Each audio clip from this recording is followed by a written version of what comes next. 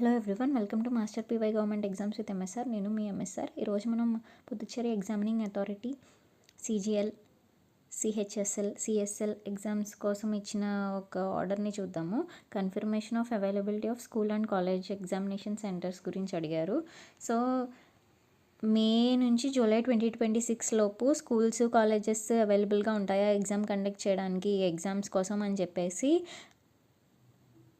Joint director, directorate of school education Puducherry and OSD directorate of higher and technical education Puducherry వాళ్ళని అడుగుతున్నారు.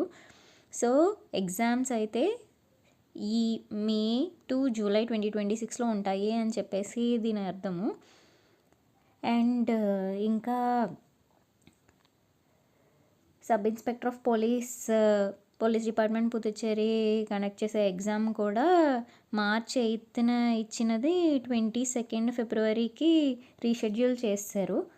And police constable వచ్చేసి ఫిబ్రవరి 8 సండేన జరుగుతుంది అని చెప్పేసి నోటీస్ ఇచ్చారు. సో దీన్ని బట్టి మనకి ఏమర్థం అవుతుందంటే CGL, CHSL, CSL exams May to July మధ్యలో జరుగుతాయి 2026లో.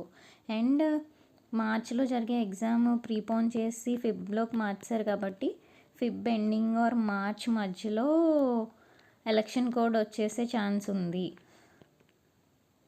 సో ఎలక్షన్ కోడ్ వచ్చేసి ఎలక్షన్ మేలోపు అయిపోయి రిజల్ట్ వచ్చేస్తే కనుక మే టు జూలైలో ఈ ఎగ్జామ్స్ అయితే జరుగుతాయి.